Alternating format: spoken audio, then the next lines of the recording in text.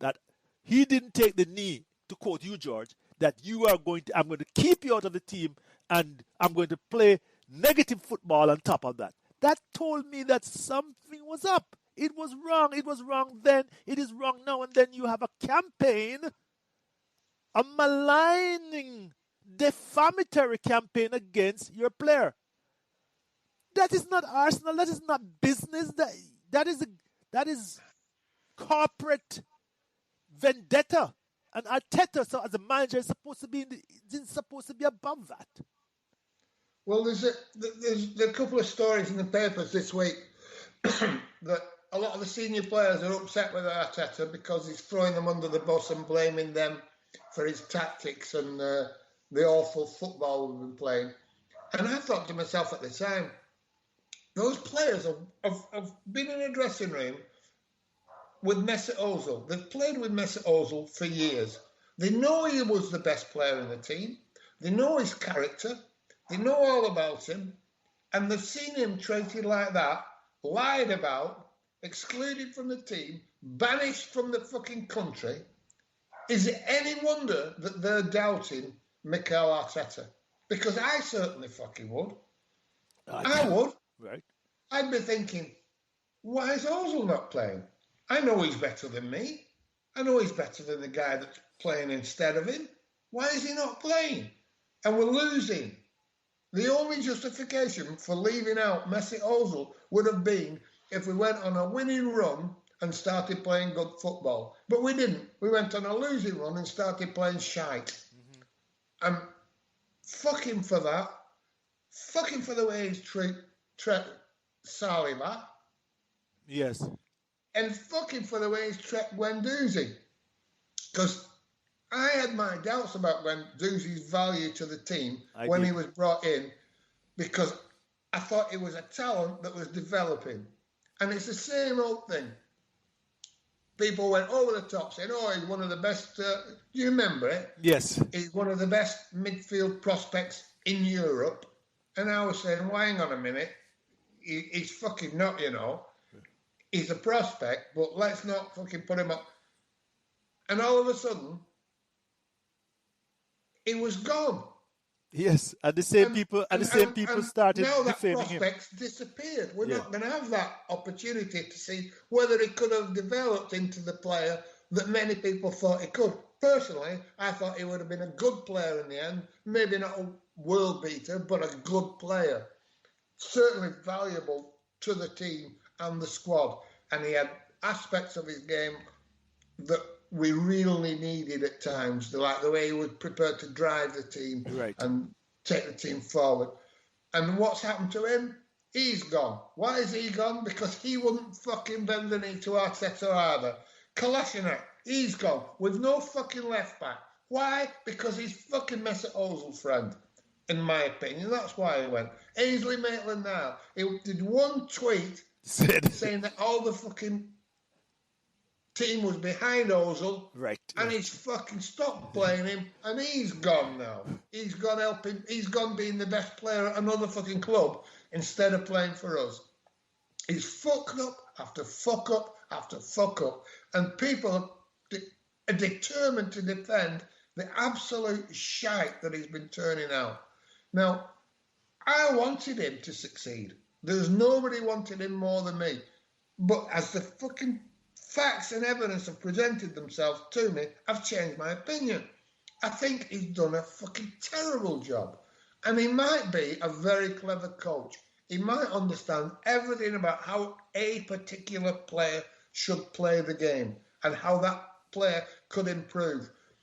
But even if he does understand that, it's patently obvious he's not bringing it to the table because nobody is improving. The players are not getting better. The players are getting worse. The team's getting worse. And the idea that suddenly give him another couple of players and everything will change is just a ridiculous notion. If you ask people about his buying policy, they'll tell you that the big successes are Gabriel and Partey. Mm-hmm. There's like £80 million worth for you there. That's his success. Fuck that. There is success. fucking Mari's better than Partey. Than Mari's better than Gabriel. Temperamentally, and at least. Partey has been genuinely average at best. At very fucking best, he's been average. And those are his successes that they'll tell you. So how much is he going to have to pay to get fucking better players in? Who's going to give him this money? And why would they give him that money? Why would you trust him to buy you players when he doesn't improve them? We were told that Partey was this world-class midfield beast. Where is he? Where is he? Have you seen him?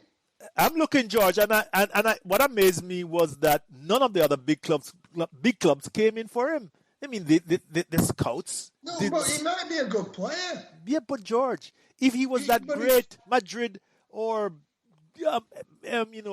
PSG or Juventus, they're not passing on him, George. Bayern Munich is not passing on him. These are the big clubs. If you're that great, they're going to get you and get rid of the guy who they think is secondary. They didn't make a run for him. That tells you something. When you're a great player, you're in demand. I mean, those clubs' aspirations are not merely to win their top league. They want to win the Champions League. They didn't make a bid for him.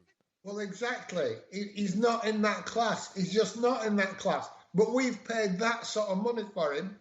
But regardless how good you thought he might have been, he certainly should have been better than he has been. Right. And is that his fault? Well, maybe it's not. I'm not going to blame him for not improving or for getting worse when he's the same as every other fucking player in the team, basically. Yeah. There's only, like I said, there's only Lacazette and Xhaka aren't going backwards. And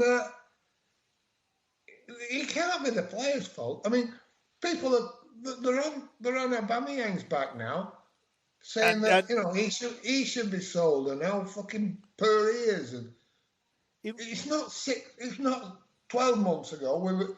Every pundit, every fan was telling us, you've got to sign Aubameyang. You've got to give him a new contract. Do anything to keep this man. He is the team. And what's Arteta done with him? He's fucked him to the extent where he's not even picking him now. I played him on the left, cutting in, and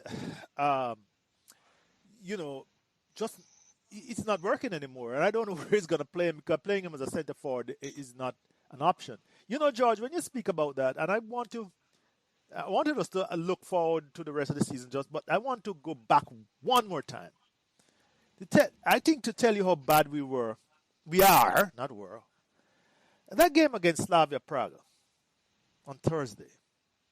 Slavia Prague is nothing more than a championship team, in my opinion. And we struggled, George, to score that one goal, and then they found the opportunity to equalize. And now we are heading there this Thursday. And I'm not a confident bunny, but we're a flip-flop team, and we might go up there and score 2 goals because we are at 1 goal, disadvantage. But I would never put my money down on it. These are teams, George, and we used to just demolish our second level to play team squad at during the round of 16. And Slavia Prague, we didn't. Wenger said we treat every team with respect, but he would save his best players and send out the second string at them. Nothing like that. We put our best 11 out there, and it was a struggle. It was hard to watch, in fact. Very hard, because we didn't even seem to be able to string together a few passes. And we created 3, George. 1, 2, 3 chances. What is going on at Arsenal? It pains me. Well, I tell you, it used to be, in the past, we'd have been playing Slavia Prague, we'd have been playing West Brom, we'd have been playing West Ham, we'd have been playing teams like that, and we were thinking, we'll batter these. And on occasions, we wouldn't. Right. And we were shocked. Yes. We were absolutely shocked when we didn't take these team plants down and spank them. And now we're going in to watch these games against Slavia Prague, fucking Sheffield United, with a change of underpants in our pockets because we're shitting ourselves before we fucking play them. Correct. It's fucking ridiculous, man. And it's embarrassing. It's not getting any better.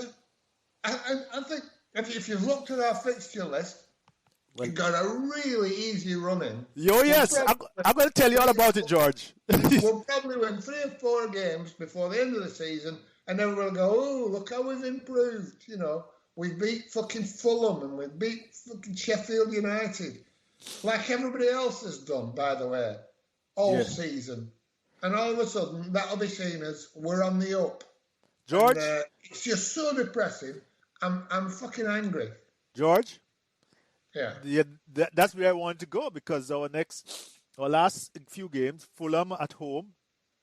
George, Fulham is desperate to come out of the relegation zone. That is not a gimme. That's not a game like in the past we know that we'll pull their pants down. We then have Everton also at home. I saw them yesterday. They struggled, but they're missing some very, very critical players in their midfield, and Calvert-Lewin up top, and the fellow called well, let me not go into the names.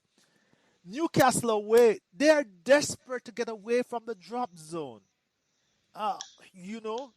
West Brom at home. West Brom.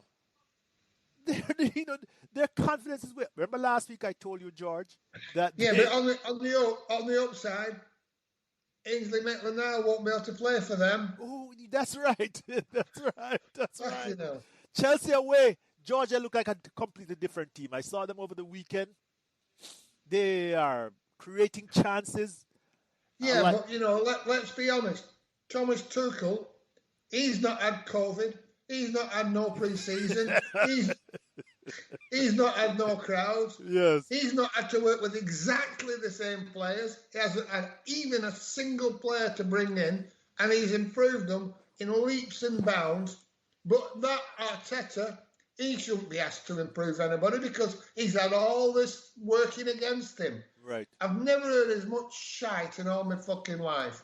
I've never heard as many excuses made for somebody being totally incompetent over 18 months. All he's done is win us the FA Cup. Play negative football. With negative football. And by setting up like underdogs for 2 games that caught the fucking opponents by surprise, Aubameyang fucking stole the game for us. And that's his one fucking... He's living off that meal. He's dining out off that fucking meal. And people are talking to me like it's a feast he's given us. A feast of football. He won us the FA Cup. And then they bring up the fucking Charity Shield. Which they never used to regard as a trophy. The Charity fucking Shield, in this year of all years, wasn't worth a wank. It was Liverpool's first fucking game. They hadn't even had a fucking they hadn't even had a warm-up game. They finished that late with the Champions League. Yeah. They were still on holiday, most of them. Yeah. Some of them were still in Barbados, drinking fucking pina coladas. They hadn't even come back to the country. And we said, we beat Liverpool in the Charity fucking Shield. Not a single fucking moment of play had they had. It was and all of a sudden, Mikel Arteta's won us 2 trophies. Fuck off. The hypocrisy from our fans is outrageous.